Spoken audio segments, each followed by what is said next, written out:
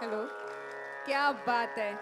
अरे इतकं गोड गायल्यानंतर कोणता देव तुम्हाला दार उघडणार नाही बाळांनो. बाळ देव प्रसन्न झाला तुमच्यावर. खूप एकदा जोरदार टाळ्या आणि खूप खूप अभिनंदन तुमचं. इतकं गोड गातायत आणि तितक्याच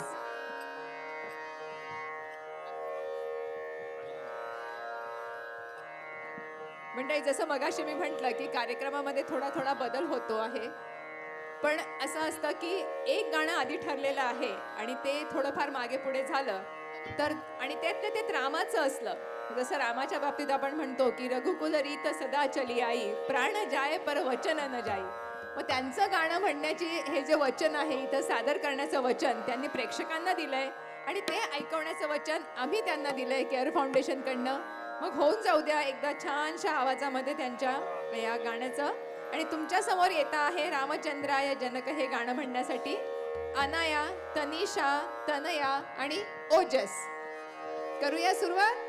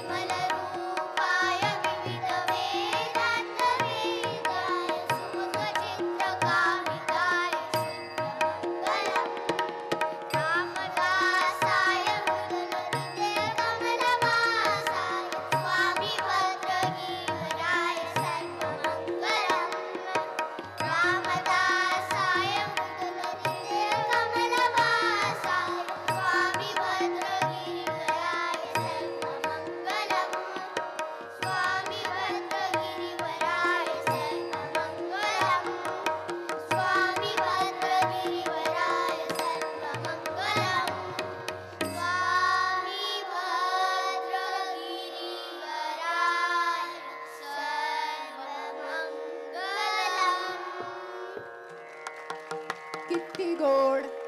तुम्ही आता स्टेजच्या मागे गेले ना की मी तुम्हाला मागे जाऊन गुपचूप विचारणार आहे की इतकं गोड गोड गाणं म्हणण्यासाठी नक्की तुम्ही काय काय खाल्लंय आज. कारण इतका वेळ झाला, ही मंडळी जवळपास निघाली असतील घरातनं 4-4:30 पासनं आणि तितकाच स्टॅमिना तितकाच जोश यांच्यामध्ये अजूनही शिल्लक आहे. एकदा जोरदार टाळ्या त्यांना घडवणाऱ्या पूजा मॅडमसाठी सुद्धा. कारण गुरुच्या सहकार्याशिवाय आणि त्याच्या आशीर्वादाशिवाय आणि गुरुची जी धावपळ चाललेली असते त्यांच्याशिवाय हे शक्य होत नसतं. पुढचं गाणं आता सादर करण्यासाठी येत आहेत आपल्या समोर पार्थ, ऋषांक, अर्जुन, धनुष आणि सादर करता आहेत तुमच्या समोर अबीर गुलाल.